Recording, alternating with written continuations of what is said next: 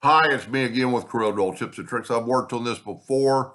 The gentleman's still having a little bit of problem that he's asked, I think, 4 questions. One of them, I want to fill the 6 cutouts of the soccer ball to ensure there's completely no gaps. Well, if we take the Smart Fill tool and you fill them in, you can see that there's a gap or two on at least 1 or 2 of them. So what I suggest is to take your shape tool and you can actually, let's take the pick tool and select them all, and then get your shape tool and select them all, and then go to Windows, Dockers, and join curves, and just hit apply. I've got mine set on 0.1, which is quite big, and you can see that it did something. Then we take the Smart Fill tool and we can fill that in, and that way there's no gaps. The second question, how do I slightly change the shape of the cutout? Well, once you've got it, let me back up to there's no fill. You can change the shape with the shape tool, and see you can delete nodes, you can make the nodes curved, or you could grab the smoothing tool and click on it and then just kind of drive it around and change the shape of it. You've got to make sure you click on it and you can see the nodes light up. The next question, I'd like to copy 1 or 2 of the small holes that are 3/16 mounting holes to place in another location. If we look, it is a 0.44, whatever that is. I guess it's 7/16, but it also has 4 nodes. If we take an ellipse, and he evidently draws in, I would draw in hairlines, have your thing set to hairline, and then make it 0.44. Oh, I unbelievably hit on the money. If we look at the nodes with the shape tool, there's only 1 node. You've got 4. So it's almost better to start over. If you look right down here, 4 nodes. If we look on mine, there's just 1 node. That'd be real important if you were cutting it with a plasma cutter.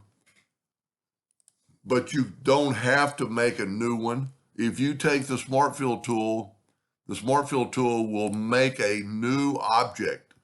And then you can left click, right click. And I would set your drawing to hairline. All you have to do is hit F12 on your keyboard and go down to hairline with nothing selected.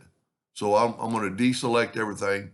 I'm going to hit F12 on your keyboard, and I'm going to go to graphic, and I'm going to set it on hairline. And I would set it on red, but that's beside the point. So then when you draw an ellipse, it will be a hairline.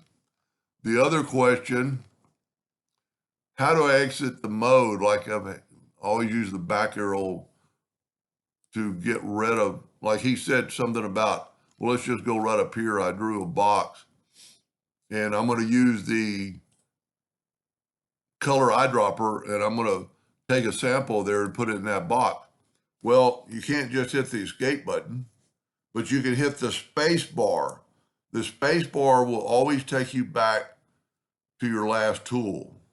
Like if I draw this with the rectangle tool, and then I get the color eyedropper tool or the anything, and take a sample of that and put it in there. When I hit the space bar, I still have my pick tool. I don't care what, the space bar will bring you back to a pick tool every time. I think that's, I think it's all the questions. And see, actually I have my escape bar draws that. So, and then you could still, on this man himself, it's kind of, got some sharp edges. Get your smoothing tool and you can set it like on 1 inch. So it'll be a smaller nib. And then you could just round some of this stuff off. The bigger your nib, the more it's going to do, the faster it's going to work. And so you can go through. The disadvantage of having it too big is that you could be doing both the sides of the arm. Let's make it like 10 inches. And if you got that, you're going to be doing both the sides of the arm, and because you're touching both sides. And isn't a bad thing all the time. And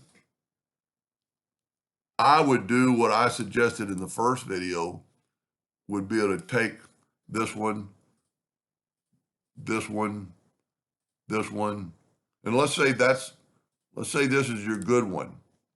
Let's say you've perfected it. We got a little bad spot there. That's called I call it a whoop-de-doo. Let's take the shape tool and just delete one of those nodes. And then maybe delete this. Whenever you have a double node, there's just something about it. So I'm going to take the smoothing tool. I'm going to set it on 1 inch.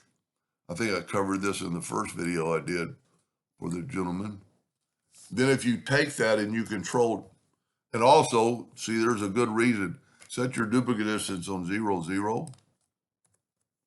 Then when you make a duplicate of that, I actually got the two things. Control D, double click on the X, put the X on the middle on the center of that one, and then you could rotate it, and then Control D, Control D, Control D, and you'll have a more even, and I didn't divide it correctly. You would want to move it by fifths, but you could still move it by hand and do whatever you want to with it. And then just to double check that everything works, you can fill in the whole thing, and everything that those things are closed, so now they're not going to fill in. Anyway, I hope that answered the questions, and thank you for watching.